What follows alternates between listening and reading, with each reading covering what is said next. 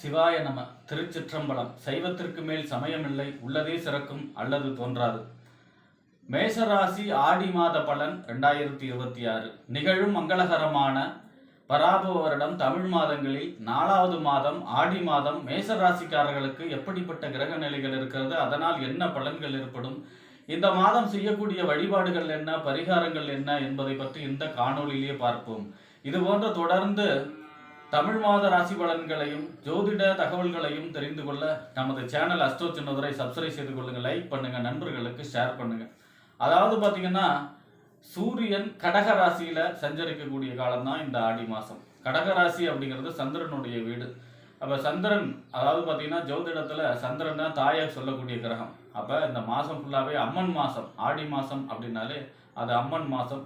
அம்மன் அருள் பெறக்கூடிய மாதம். அம்மனை வழிபட்டு அருளை பெறக்கூடிய மாதம் இந்த ஆடி மாதம். அம்மன் வழிபாட்டுக்கு சிறந்த மாதம் இந்த ஆடி மாதம். இந்த ஆடி மாதத்திலிருந்து மார்கழி மாதம் வரைக்கும் தட்சணாயன காலம். அதாவது பார்த்தீங்கன்னா தேவர்களுடைய இரவு பொழுது காலம் இந்த தட்சணாயனம். அப்புறம் பார்த்தீங்கன்னா இந்த ஆடி மாதம் 11ஆம் நாள் அப்படிங்கிறது வாஸ்து நாள். வீடு கட்டுவதற்கும், அதாவது புதுசாக வீடு கட்டுவதற்கு, மனை கொள்வதற்கு சிறப்பான நாள் ஆடி மாதம் 11ஆம் நாள் வாஸ்து நாள். ஆடி மாதம் வீடு கட்டலாமான்னா கட்டலாம் தாராளமாக. உபய மாதத்தில் தான் கட்டக்கூடாது, ஆடி மாதம் கட்டலாம். அடுத்ததாக பார்த்தீங்கன்னா இந்த ஆடி மாதம் 21ஆம் நாள் ஆடி கிருத்திகை. அதாவது பார்த்தீங்கன்னா முருகப்பெருமானையும் கார்த்திகை பெண்களையும் வழிபாடு செய்வதற்கு மிக அற்புதமான நாள். அன்றைய தினம் முருகப்பெருமான் கார்த்திகை பெண்களை வழிபாடு செய்பவர்களுக்கு தொழில் விருத்தி, நினைத்த காரியம் கைகூடக்கூடிய அமைப்பு, திருமண தடைகள் நீங்கி நன்மை ஏற்படக்கூடிய அமைப்பு, குழந்தை பாக்கியம் கிடைக்கக்கூடிய அமைப்பு, இதெல்லாமே கிடைக்கும். ஏன்னா கார்த்திகை பெண்கள் தான் முருகனை வளர்த்தது. அப்போ பார்த்தீங்கன்னா குழந்தை பாக்கியம் ஏற்படுவதற்கு மிக அற்புதமான வழிபாடு ஆடி கிருத்திகை. அடுத்ததாக பார்த்தீங்கன்னா இந்த ஆடி மாதம் 29ஆம் தேதி ஆடி பூரம். அன்றைய தினம் அம்மன் வழிபாடு, ஆண்டாள் வழிபாடு செய்வது மிக அற்புதமான பலனை தரும். திருமண பாக்கியம், திருமணம் கைகூடும், திருமண தடை விலகும், குழந்தை பாக்கியம் கிடைக்கும். அனைத்து விதமான சுபகாரிய மங்களம், குடும்ப வாழ்க்கைக்கு தேவையான ஐஸ்வர்யங்களையும் அம்மன் அருளால் கிடைக்கக்கூடிய நாள் ஆடி பூரம். அம்மனை வழிபாடு செய்வதற்கு சிறப்பு. அடுத்ததாக பார்த்தீங்கன்னா ஆடி மாதம் 32ஆம் தேதி நாகபஞ்சமி, கருட பஞ்சமி. அன்றைய தினம் பார்த்தீங்கன்னா நாக தேவதைகளை வழிபாடு செய்வதும், கருடனுக்கு நெய்விளக்கேற்றி வழிபாடு செய்வதும், ஜாதகத்தில் ராகு கேது தோஷம், நாக தோஷம் இருக்கு இல்லையா, ராகு தார தோஷம், மாங்கல்ய தோஷம், புத்திர தோஷம், காலசர்ப்ப தோஷம், மாதிரி ராகு கேது தோஷம், நாக தோஷம் இருக்கு இல்லையா, இந்த தோஷங்கள் எல்லாம் விலகும் அன்றைய தினம் வழிபாடு செய்யும் பொழுது, நாக தேவதைகளுக்கோ அல்லது கருடனுக்கோ வழிபாடு செய்யும் பொழுது.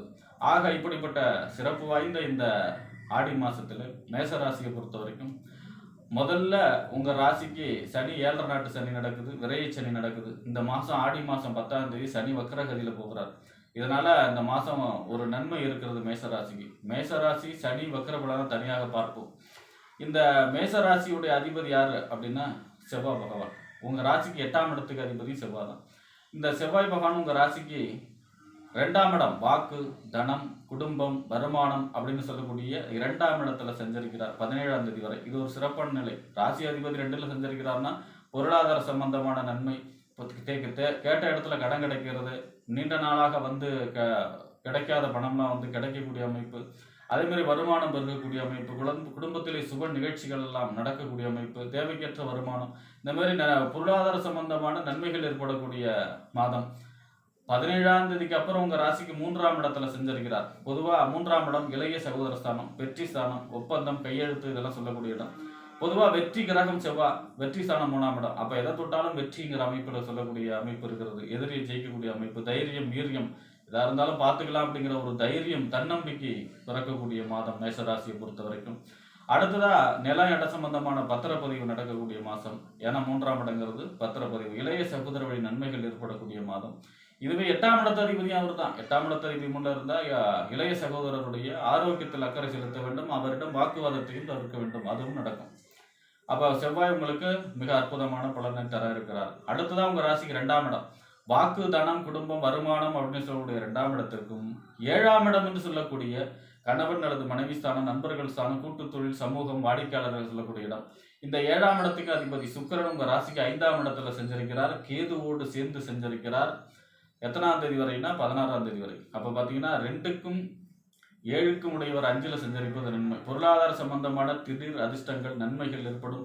திருமண முயற்சிகள் கை கொடுக்கும். குழந்தை பிறப்பு, கரு உண்டாகக்கூடிய அமைப்பு, குடும்பத்திலே சுப நிகழ்ச்சிகள் எல்லாம் நடக்கக்கூடிய அமைப்பு, கூட்டு தொழில் அமோக லாபங்கள், நண்பர்கள் மூலமாக நன்மைகள், இதெல்லாமே மிகச்சிறப்பாக இருக்கிறோம். ஆனால் பார்த்தீங்கன்னா இந்த 16ஆம் தேதிக்கு அப்புறம் உங்கள் ராசிக்கு 6ஆம் இடத்துல போய் நீச்ச கதியில் சஞ்சரிக்கிறார். சூரியன் கண்ணியில் நீச்சம், சுக்கிரன். அப்போ சுக்கிரன் உங்கள் ராசிக்கு 6ஆம் இடத்துல நீச்ச கதியில் சஞ்சரிக்கிறார் 16ஆம் தேதிக்கு அப்புறம். 2க்கும் 7க்கும் உடையவர். அப்போ 16ஆம் தேதிக்கு அப்புறம் மகாலட்சுமி வழிபாடு செய்ய வேண்டும். அதாவது தனாதிபதி போய் 6ல மறைகிறார் அப்படின்னா 6ஆம் இடங்கிறது என்ன? நோய், எதிரி, வம்பு, வழக்கு, கடன். 6ஆம் இடத்துல போய் மறைகிறார், அதுவும் நீச்ச கதியில மறைகிறார் அப்படிங்கிறது நன்மை இல்லை. அப்ப சுக்கிரனுடைய அதிதேவதை மகாலட்சுமி. வெள்ளிக்கிழமையில பெருமாள் கோயில் சென்று தாயார் சன்னதிக்கு நெய்விளக்கேற்றி மல்லிகை பூ சாற்றி வழிபாடு செய்யும் போது பொருளாதார சம்பந்தமான பிரச்சனை வராது. அடுத்ததான் பாத்தீங்கன்னா 7ஆம் இடத்த அதிபதி 6ல சஞ்சரிக்கிறார்னா கணவன் மனைவி, அதாவது லைஃப் பார்ட்னர்கிட்ட கவனமா இருக்கணும், விட்டு கொடுத்து போகணும். சண்டை சச்சரவுகள், பிரிவினை ஏற்படுவதற்கு வாய்ப்பு இருக்கிறது. கருத்து வேறுபாடு வருவதற்கு வாய்ப்பு இருக்கிறது. கவனமாக இருக்க வேண்டும். மகாலட்சுமி வழிபாடு செய்யும் பொழுது அனைத்தும் சுபமாக மங்களகரமாக அமையும். அடுத்ததா பாத்தீங்கன்னா உங்க ராசிக்கு 3ஆம் இடம் முயற்சி ஸ்தானம், வெற்றி ஸ்தானம், இளைய சகோதர ஸ்தானம், ஒப்பந்தம், கையெழுத்து சொல்லக்கூடிய இடம். 3ஆம் இடத்திற்கும் 6ஆம் இடம் என்று சொல்லக்கூடிய நோய், எதிரி, வம்பு, வழக்கு, கடன் அப்படின்னு சொல்லக்கூடிய 6ஆம் இடத்துக்கு அதிபதி யாருன்னா புதன். புதன் உங்க ராசிக்கு 3ஆம் இடத்துல சஞ்சரிக்கிறார் 20ஆம் தேதி வரை. பிறகு 3ஆம் அதிபதி 3ல சஞ்சரிக்கிறார், அதுவும் வக்கரகதியில சஞ்சரிக்கிறார், வக்கர நிவர்த்தி ஆகிறார். மீண்டும் பாத்தீங்கன்னா 20ஆம் தேதிக்கு அப்புறம் 4ஆம் இடத்துல சஞ்சரிக்கிறார். 3ஆம் அதிபதி 3ல சஞ்சரிப்பது நன்மை. ஒப்பந்தங்கள், கமிஷன், ஏஜென்சி தொழில் செய்பவர்களுக்கு யோகம். அதே மாதிரி பாத்தீங்கன்னா இந்த சமயோசித புத்திசாலித்தனத்தால் கமிஷன், ஏஜென்சி தொழில் செய்கிறாங்க இல்லையா, அவங்களுக்குலாம் அமோகமான லாபங்கள், நன்மைகள் ஏற்படக்கூடிய மாதம். புதிய ஒப்பந்தங்கள், கையெழுத்துக்கள்லாம் நன்மைகள் ஏற்படக்கூடிய மாதம். 20ஆம் தேதிக்கு அப்புறம் உங்க ராசிக்கு 4ஆம் இடத்துல சஞ்சரிக்கிறார். வீடு, வண்டி, வாகனம், மனை, தாயார், சொத்து, சுகஸ்தானத்துல சஞ்சரிக்கிறார். மிக அற்புதமான பலன்கள் ஏற்படும். 3ஆம் அதிபதி 4ல சஞ்சரிக்கிறதுனா நில இட சம்பந்தமான பத்திரப்பதிவு நடக்க போகிறது. வீடு கட்டக்கூடிய அமைப்பு, நிலம் வாங்கக்கூடிய அமைப்பு, இடம் வாங்கக்கூடிய அமைப்பு, இந்த மாதிரி நன்மைகள் ஏற்படும்.